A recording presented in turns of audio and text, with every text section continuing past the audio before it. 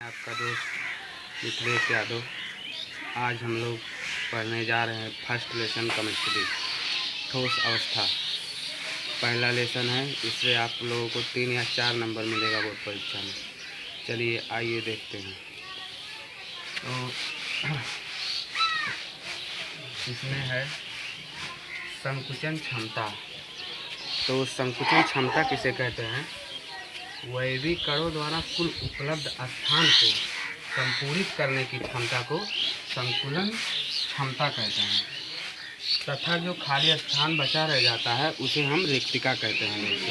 जैसे यहाँ पर देखिए हमने बनाया है, एक घन है, इसको परमाणु द्वारा कुछ स्थान घेर लिया गया है, इसी को हम संकुचन क्षमता कहते हैं। तथा जो स्थान नहीं घेर पाता है, इसे परमाणु कई आकार के होते हैं, कुछ चिपटे होते हैं, कुछ गोले होते हैं, कुछ और भी आकार के होते हैं। तो जो स्थान इस परमाणु द्वारा जो स्थान घेर लिया जाता है, इसी घेरे गए स्थान को हम इस परमाणु की संकुलन क्षमता कहते हैं। तथा जो रिक्तिका बचा रह जाता है, जो इसमें खाली स्थान बचा रह जाता है, उसे ही हम रिक्तिका कहते हैं। उसके बाद में फिर अगले कोशिका के प्रकार। कोशिका इसमें मुख्यतः हम लोगों को ध्यान देने बात है, कोशिका 3 प्रकार के होते हैं। पहला साधारण घनीय सेल।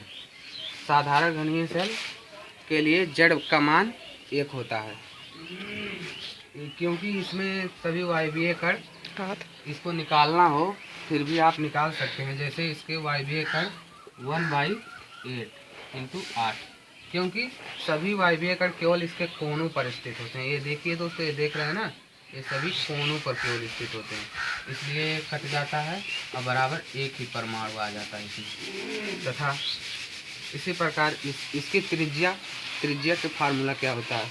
इसके त्रिज्या का फार्मूला r = a/2 होता है। इसी प्रकार अगला है अंतःघनीय एकक सेल।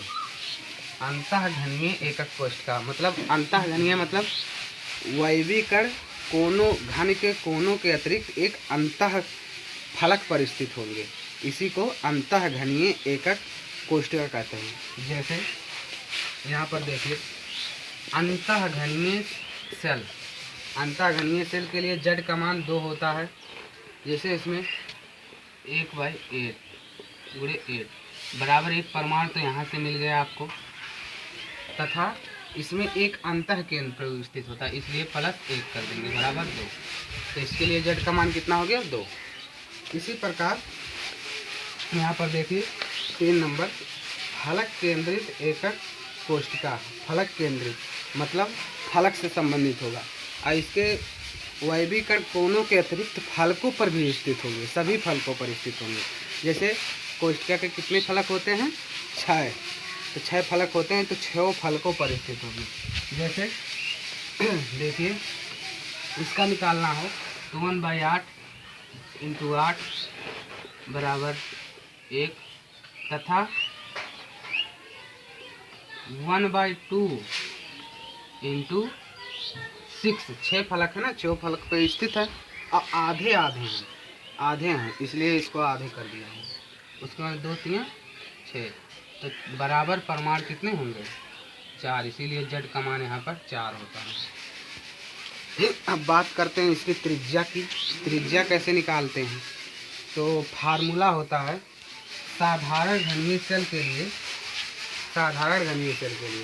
त्रिज्या r = a/2 होता है, तथा अंतः केंद्रित घनीय सेल के लिए त्रिज्या r = √3/4 होता है, तथा फलक केंद्रित एकक कोशिका के लिए या FCC के लिए जड़ बराबर 4 होता है और त्रिज्या r = a/2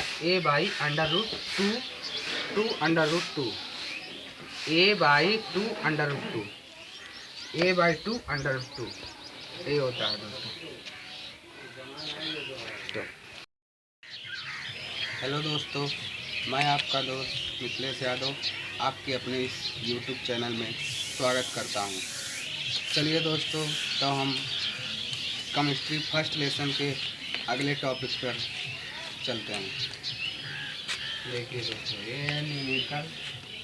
आज हम लोग एक न्यूमेरिकल सॉल्व करेंगे। देखिए न्यूमेरिकल है, एक ठोस AB की संरचना NaCl के समान है यदि धनायन A+ की त्रिज्या 120 pm हो तो ऋणायन की अधिकतम संभव त्रिज्या की गणना कीजिए। ऐसा क्वेश्चन दोस्तों बोर्ड परीक्षा में 3 या 4 अंक का पूछता है, इसलिए इसको ध्यान से समझिएगा। और देखिए चूँकि हम जानते हैं NaCl की संरचना FCC कोशिका की तरह होती है, क्योंकि FCC की कोशिका भी अष्टफलकीय होती है और NaCl की संरचना भी अष्टफलकीय होती है। तो अष्टफलकीय के लिए एक फार्मूला होता है, अष्टफलकीय NaCl की संरचना अष्टफलकीय होगी। तो अष्टफलकीय के लिए त्रिज्या बराबर होता है स्मॉल r बटे कैपिटल R बराबर 0.414। तो इसको इधर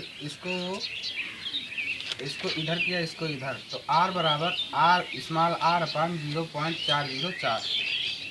चूँकि दिया है क्वेश्चन में A+ का त्रिज्या r बराबर 120 pm, इसलिए B- की अधिकतम संभव त्रिज्या कैपिटल R बराबर 120 बटे 0.414। फिर इसमें से इसको भाग देंगे 239.8 पिकोमीटर।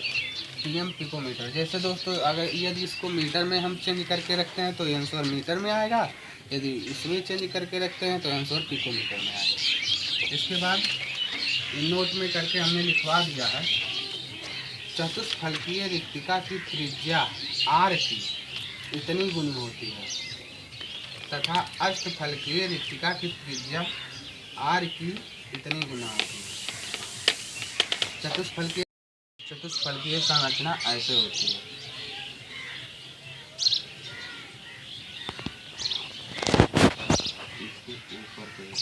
ये चतुष्फलकीय संरचना है और अष्टफलकीय संरचना ऐसे होती है।